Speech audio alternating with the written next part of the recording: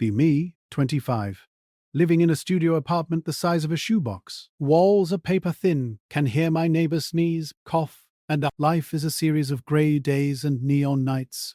Dropped out of college 2 years ago. Burnout wasn't just a buzzword, it was a physical weight on my chest. Couldn't handle the crowds. Couldn't handle the expectations. Now I work the graveyard shift, security and maintenance for the city. Pay is garbage. Hours are worse. But the solitude is priceless. Shift starts at 10 p.m., the public leaves. The lights dim to a deep, oceanic blue. Just me, the hum of the filtration systems, and 10,000 gallons of water. I do my rounds. Check the locks on the gift shop. Check the pressure gauges in the pump room. The rest of the time, I just walk.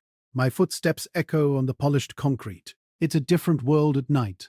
The sharks look more peaceful when they aren't being tapped at by sticky kids. The jellyfish tank is my favorite spot.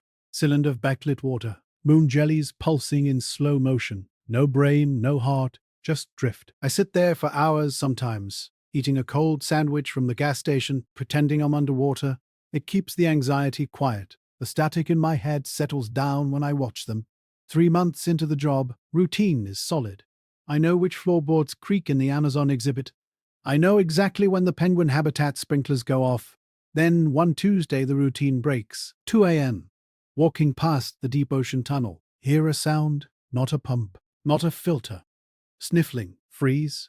Heart hammers against my ribs. Grip my flashlight like a weapon. Hello? Voice cracks. Pathetic.mp3. No answer. Walk slowly into the tunnel. It's a glass tube surrounded by water. Sharks and rays swimming overhead. There's someone sitting on the floor in the middle of the tunnel, knees pulled to chest, wearing a lab coat over a hoodie. It's one of the research students. I've seen them during shift changes, usually running around with clipboards and frantic eyes. She looks up. Face is a mess. Red eyes, mascara running. She sees the flashlight and flinches. I'm sorry, she whispers. I have a pass. I'm allowed to be here. She fumbles for a lanyard around her neck. I lower the light. It's okay, I say. I just didn't expect anyone. She wipes her face with her sleeve. I'm Maya. I'm tracking the nocturnal habits of the sand tiger sharks. She points at a notebook on the floor. It's blank. She's been crying for an hour, not tracking sharks. I don't call her out. Anxiety recognizes anxiety. I'm a non, I say. I make sure the fish don't steal the cash register. She lets out a small, wet laugh. Good job so far. Thanks. It's high stress. Silence stretches out, but it's not the choking kind. It's damp and heavy, like the air in here. Do you want a water? I have a spare bottle in the break room. She nods. I fetch it. Bring it back. Sit down on the floor, about 6 feet away. Respect the bubble. We watch the sharks circle above us. My thesis is falling apart, she says suddenly. Didn't ask, but she needs to say it. My advisor says my data is inconclusive. If I don't fix it by next month, I lose my grant. That sucks, I say, eloquent. Yeah, it sucks. I just wanted to look at them. Maybe they'd tell me the secret. She gestures to the shark above, a massive creature with jagged teeth gliding effortlessly. They don't look worried about grants, I say. Exactly. They just exist. I'm jealous of a fish. I'm jealous of the jellyfish, I admit. Why? No brain, no thoughts. Just float and glow. She looks at me, really looks at me. That sounds nice. We sit there for another 20 minutes. She calms down, packs up her stuff. Thanks, Anand, for not kicking me out. Technically, you have a pass. Technically, I'm supposed to be in the lab, not crying on the floor. I won't tell the fish if you don't. She smiles again. Real smile this time. Leaves. The tunnel feels emptier than usual after she's gone.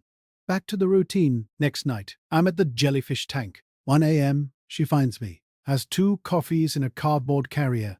Peace offerings, he says. For the crying, you didn't have to. I wanted to. Plus, caffeine is the only food group I recognize right now. She sits down next to me, closer than last time. We watch the jellies pulse. Blue light illuminates her face. She looks tired but less shattered. So why night security? She asks. People are loud, I say. Fish are quiet. She nods. I get that. I grew up in a house with 5 brothers. Silence is a luxury. We talk, not about the weather, about weird stuff, bioluminescence, the texture of stingray skin. Why blue raspberry is a flavor when blue raspberries don't exist. I forget to be awkward. The darkness helps. No eye contact required when you're both staring at a tank. Becomes a ritual. Every night she's working late. She finds me. We pick a different exhibit. Tuesday is the Amazon River. Humidity is 90%. Frizzes her hair. She doesn't care. We watch the piranhas. They're misunderstood, she says. They're actually really skittish. They only swarm when they're panicked or starving. Relatable, I say. She bumps my shoulder with hers. Electric shock goes through my system. Ignore it. Don't make it weird. Thursday is the touch pool. It's closed, but I have the keys. We dip our hands in the cold water. Horseshoe crabs scuttle over our fingers. Their shells feel like ancient stones. Do you ever feel like you're behind glass? She asks. Voice quiet. Like everyone else is out there living, and you're just observing. Every day, I say. Since I was 12? Me too, she whispers. Her hand brushes mine underwater. Neither of us moves. A month passes. I start bringing snacks. Gummy worms for the irony. She brings a Bluetooth speaker, plays ambient synth stuff, fits the vibe perfectly. The aquarium at night becomes our own planet. No thesis stress, no dropout shame. Just us and the water. One night, the power flickers. Storm outside, heavy_rain.wave. Thunder shakes the building. Emergency lights kick on. Red and dim creates eerie shadows. We're in the tunnel. Spooky, she says. She's shivering. AC is still blasting on backup power. Here, I take off my security jacket. It's 3 sizes too big for her. Put it around her shoulders. She pulls it tight. Smells like industrial soap and mints, she says. Is that bad? No, it's comforting. She looks up at the sharks. They are dark silhouettes against the red light. I submitted my draft today, she says. Yeah? How'd it go? Advisor didn't hate it, said the data was surprisingly robust. That's good, right? Yeah, means I might actually graduate. That's great, Maya. Feeling a pang in my chest. If she graduates, she leaves. No more night labs, no more tunnel talks. Back to just me in the silence. She turns to me. I couldn't have done it without the breaks. Without this, she gestures between us. I didn't do anything. Just sat here. Exactly. You just sat here. You didn't want anything from me. You just let me be. She leans her head on my shoulder. My brain short circuits. 404 error. Response not found. Stay perfectly still. Don't breathe. Don't ruin it. She smells like rain and vanilla. We sit like that until the main power kicks back on. Blinding white light. Moment over.